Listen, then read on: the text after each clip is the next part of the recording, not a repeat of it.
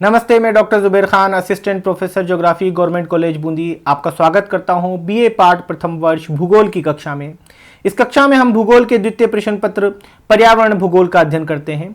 हम पिछले अध्यायों में पारिस्थितिकी तंत्र के बारे में पढ़ चुके हैं। पिछले अध्यायों में हमने पारिस्थितिकी तंत्र की संरचना के बारे में जाना और विभिन्न प्रकार के पारिस्थितिकी तंत्रों का अध्ययन किया। पिछले वीडियो में हमने घास स्थलीय पारिस्थितिकी तंत्र का अध्ययन किया था। इस वीडियो के अंदर हम मरुस्थलीय क्षेत्र के पारिस्थितिकी तंत्र का अध्ययन करेंगे। मरुस्थलीय पारिस्थितिकी तंत्र, जैसा कि आप जानते हैं कि मरुस्थल से क्या तात्पर्य है, इस शब्द से क्या तात्पर्य है? ऐसा क्षेत्र जहां पे मरु पाई जाती हो। मरु का तात्पर्य है रेत पाई जाती हो, उसे हम मरुस्थल कहते हैं। वास्तव में जब हम मरुस्थल की अगर सैद्धांतिक परिभाषा देते हैं तो वो इस प्रकार से होती है कि धरातल के ऐसे क्षेत्र जहां पर तापमान और जलवायु की प्रतिकूल स्थितियां पाई जाती हो, ऐसे क्षेत्र जहां पर वर्षा का औसत 25 सेंटीमीटर से कम रहता है, वो सारे क्षेत्र मरुस्थल कहलाते हैं। और साथ में तापमान की प्रतिकूल परिस्थितियां पाई जाती है। अब यहां तापमान की प्रतिकूल परिस्थितियों से आप ये जानें कि तापमान ऐसा होता है जो कि वहां पर जीवों की उत्पत्ति के लिए बहुत ज्यादा अनुकूल नहीं होता। अब जरूरी नहीं है कि तापमान हमेशा अधिक ही हो, ये तापमान न्यून भी हो सकता है। तो ऐसे क्षेत्र जहां पर तापमान न्यून पाया जाता है उसे हम शीत मरुस्थल कहते हैं। और खास तौर से अंटार्कटिका का पूरा क्षेत्र एक बहुत बड़ा शीत मरुस्थल है। आर्कटिक के क्षेत्र उत्तरी गोलार्ध में शीत मरुस्थलों की श्रेणी में आते हैं। उच्च पर्वतीय क्षेत्र जहां पर हिम का आवरण पाया जाता है वो शीत मरुस्थलीय क्षेत्रों में आते हैं। जबकि दूसरी ओर ऐसे क्षेत्र जहां पर तापमान अधिक पाया जाता है उसे हम उष्ण मरुस्थलीय क्षेत्र कहते हैं। धरातल के लगभग 1/3 भाग पर शुष्क मरुस्थलों का विस्तार पाया जाता है। शुष्क से तात्पर्य आप ये अच्छे से ध्यान है कि ऐसे क्षेत्र जहां पर वर्षा का औसत 25 सेंटीमीटर से कम होता है वो शुष्क मरुस्थल कहलाते हैं, जिनमें ध्रुवीय व उपध्रुवीय भागों में फैले शीत मरुस्थलों को सम्मिलित नहीं किया गया है। अभी हम अध्ययन कर रहे हैं उसके अंदर हम खास तौर से शीत मरुस्थलों को सम्मिलित नहीं कर रहे हैं। हम यहाँ पे उष्ण शुष्क मरुस्थलीय क्षेत्रों का अध्ययन करेंगे। सहारा, कालाहारी, थार, सऊदी अरब, पश्चिमी ऑस्ट्रेलिया आदि विश्व के प्रमुख उष्ण शुष्क मरुस्थलीय क्षेत्र हैं जो मरुस्थलीय पारिस्थितिकी तंत्र का उदाहरण है। जैसा कि अभी मैंने आपको बताया कि आप मरुस्थल शब्द से परिभाषा से आप ये समझें कि ऐसे क्षेत्र जहां पर तापमान और वर्षा की प्रतिकूल परिस्थितियां मिलती हैं। तापमान की प्रतिकूल परिस्थितियों से तात्पर्य तापमान बहुत अधिक भी हो सकते हैं और तापमान बहुत कम भी हो सकते हैं। और वर्षा की प्रतिकूल परिस्थितियों से तात्पर्य है कि वर्षा का औसत सदैव 25 सेंटीमीटर से कम रहता है। यहां पर हम इस कक्षा के अंदर खास तौर से उष्ण शुष्क मरुस्थलीय का अध्ययन करेंगे, क्योंकि हम देखते हैं शीत मरुस्थलीय क्षेत्रों में जो पारिस्थितिकी तंत्र का विकास है वो बहुत ही अल्प मात्रा में देखने को मिलता है। लगभग ना के बराबर वहां पे पारिस्थितिकी तंत्र का विस्तार देखने को मिलता है, क्योंकि वहां पर वनस्पति का आवरण विकसित ही नहीं हो पाता और धरातल हमेशा वहां पर हिम आच्छादित रहता है। तो वहां पे बहुत छोटे और बहुत न्यून पारिस्थितिकी तंत्र पाए जाते हैं। जबकि उष्ण शुष्क मरुस्थलीय क्षेत्रों में पारिस्थितिकी तंत्र का विकास हुआ है। वहां पर हम ये नहीं कह सकते घास मैदान की तरह सघन पारिस्थितिकी या विशाल पारिस्थितिकी तंत्र मिलते हैं, पर वहां पारिस्थितिकी तंत्र मिलते हैं और वो मरुस्थलीय क्षेत्रों की विशेषताओं के अनुसार विकसित हुए हैं। इसी क्रम में हम उष्ण शुष्क मरुस्थलों में खास तौर से सहारा, कालाहारी, ये दोनों अफ्रीका के अंदर पाए जाते हैं। थार मरुस्थल आप जानते हैं उत्तरी पश्चिमी भारत और पाकिस्तान के क्षेत्र में मिलता है। सऊदी अरब का मरुस्थल एक विशाल मरुस्थलीय क्षेत्र है।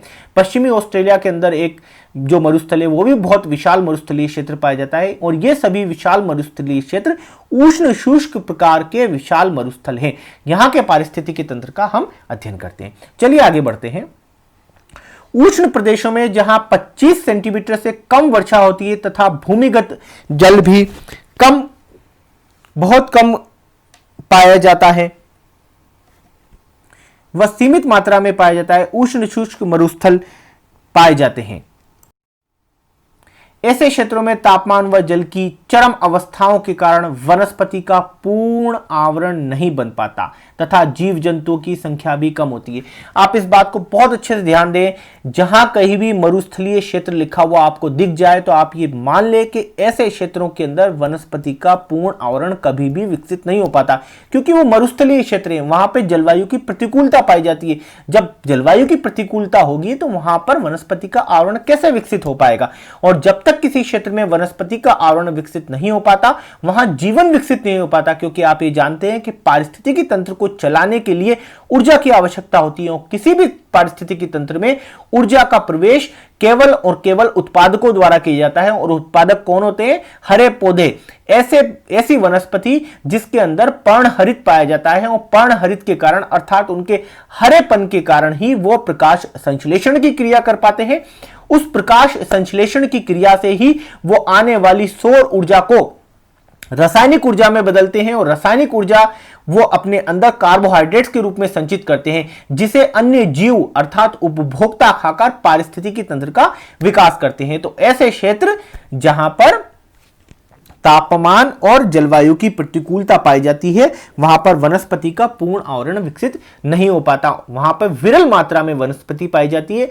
जब वनस्पति की मात्रा विरल होगी तो जीवों की संख्या भी कम होगी और पारिस्थितिकी तंत्र की सघनता भी कम होगी। यहां वाष्पोत्सर्जन की दर वर्षा से बहुत अधिक होती है, यही कारण है कि यहां पर वनस्पति का पूर्ण आवरण विकसित नहीं हो पाता। भारत में राजस्थान, पंजाब, गुजरात, हरियाणा राज्य के कुछ भागों में उष्ण शुष्क मरुस्थल का विस्तार पाया जाता है। इस मरुस्थलीय पारिस्थितिकी तंत्र के प्रमुख घटक निम्न प्रकार है। मैंने आपको पिछले वीडियो में भी ये बताया था, जब कभी भी हम किसी भी पारिस्थितिकी तंत्र की संरचना का अध्ययन करेंगे तो उसकी संरचना का अध्ययन करने के लिए हमने प्रमुख रूप से पारिस्थितिकी तंत्र को पहले दो भागों में बांटा है। पहला होता है अजैविक घटक और दूसरा होता है जैविक घटक। तो अजैविक घटकों के अंदर आपको पता ही है, किसी भी क्षेत्र के अजैविक घटकों के अंदर वहां के जलवायु के तत्वों को सम्मिलित किया जाता है, जैविक कार्बनिक और अकार्बनिक तत्वों को सम्मिलित किया जाता है। जैविक घटकों के अंदर हम मुख्य रूप से उत्पादक, उपभोक्ता और अपघटक तीन बिंदुओं के अंदर उस पारिस्थितिकी तंत्र की संरचना का अध्ययन करते हैं। तो आपसे जब भी परीक्षा के अंदर सवाल पूछे जाएं या आप पारिस्थितिकी तंत्र की संरचना का वहां पे वर्णन कर रहे हो तो आप ध्यान रखें, पारिस्थितिकी तंत्र की संरचना पहले जैविक व अजैविक घटकों में बटेगी, फिर जैविक घटकों को तीन भागों में बांटेंगे हम, उत्पादक, उपभोक्ता और अपघटक के रूप में उसका अध्ययन करेंगे। हर प्रकार के पारिस्थितिकी तंत्र की संरचना का अध्ययन इसी प्रकार से किया जाएगा। तो देखते हैं हम मरुस्थलीय क्षेत्रों में अजैविक घटक किस प्रकार के मिलते हैं। वर्षा बहुत कम होने तथा तापमान बहुत अधिक रहने के कारण यहां शुष्क दशाएं जाती हैं।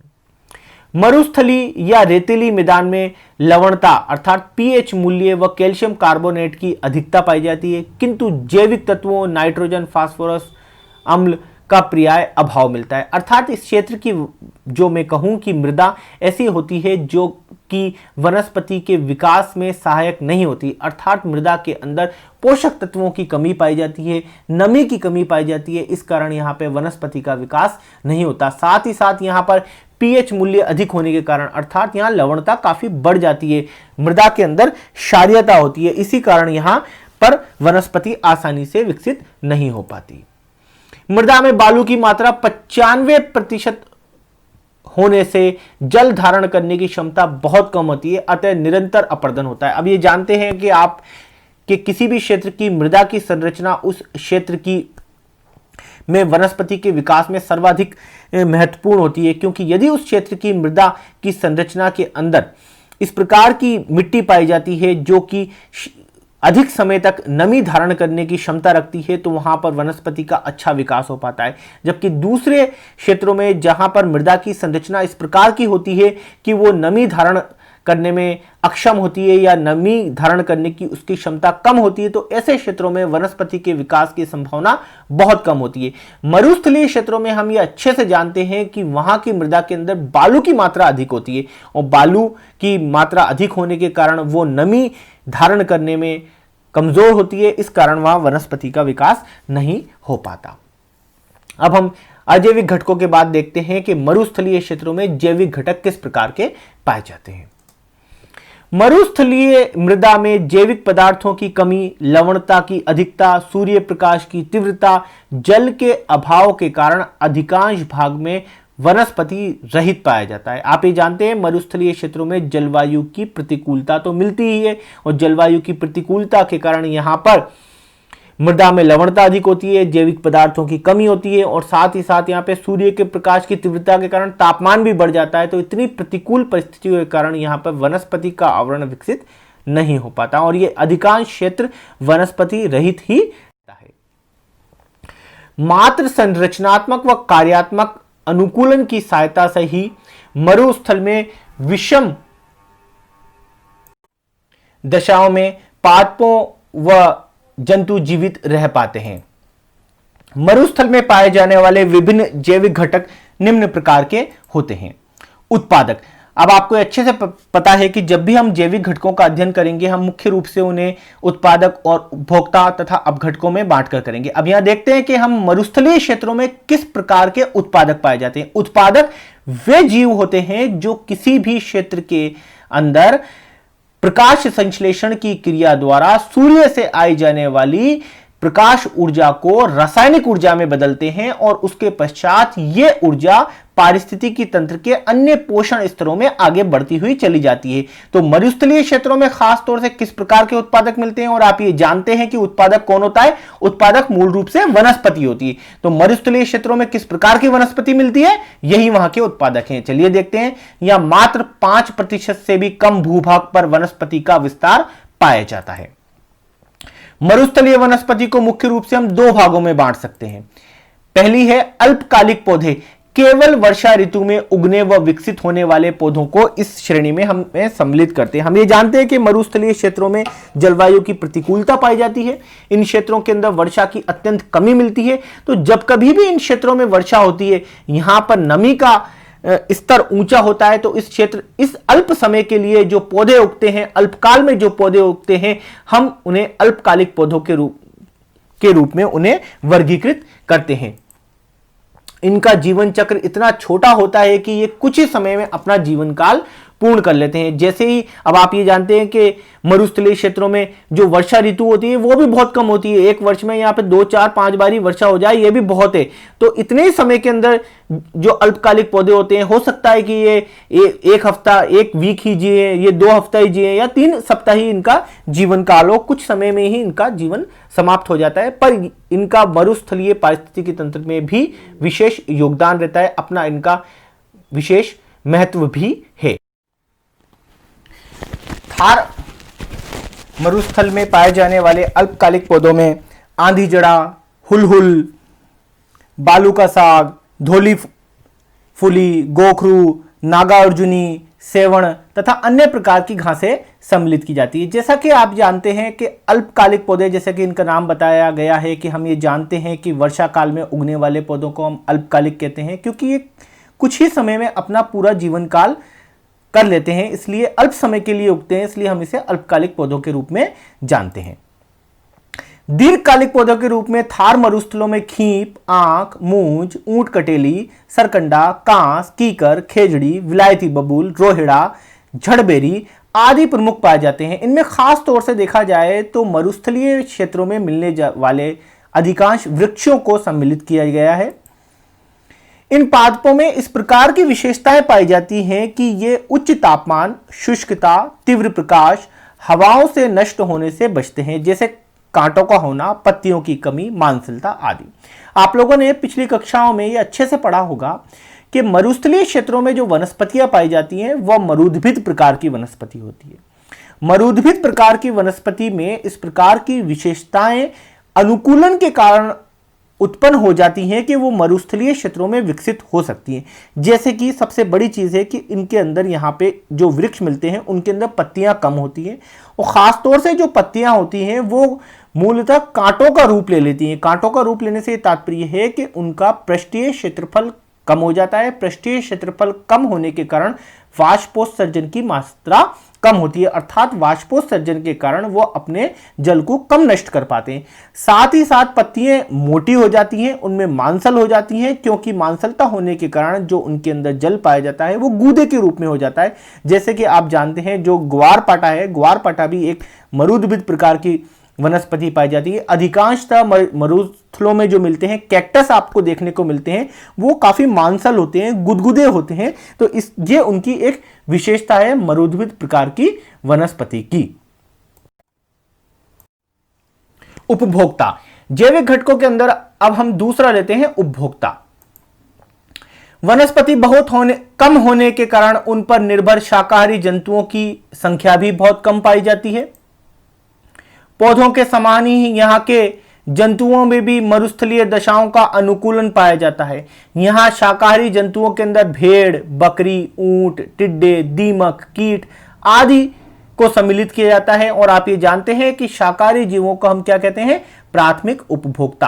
तो जैसा कि पारिस्थितिकी तंत्र के अंदर हम देखते हैं कि जब उत्पादकों की सघनता होती है, उत्पादकों की वहां पे विस्तार अधिक होता है, तो उपभोक्ताओं का भी उसी क्रम में विस्तार अधिक देखने को मिलता है। अब चूंकि मरुस्थलीय क्षेत्रों के अंदर दशाएं प्रतिकूल होती हैं, इसलिए यहां पर उत्पादक बहुत कम मात्रा में पाए जाते हैं, तो उन पर निर्भर रहने वाले उपभोक्ताओं की भी संख्या कम ही होती है।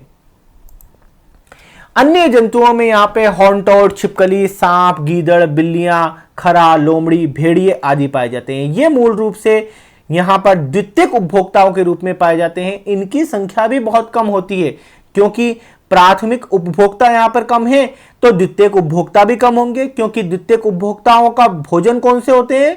वो प्राथमिक उपभोक्ताओं को खाकर ही अपना भोजन प्राप्त करते हैं, अपनी ऊर्जा प्राप्त करते हैं। तो द्वितीयक उपभोक्ताओं की संख्या भी यहां पर कम ही देखने को मिलती है।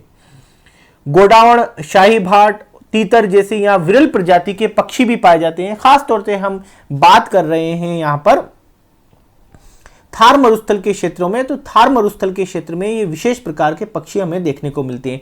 तृतीयक उपभोक्ताओं के अंदर जब हम देखते हैं तो ये तो मूल रूप से द्वितीयक उपभोक्ता है। तो यहाँ पर तृतीयक उपभोक्ता के क्षेत्र के अंदर, थार मरुस्थली के क्षेत्र के अंदर यहाँ पर बाज या चील के रूप में तृतीयक उपभोक्ता देखने को मिलते हैं।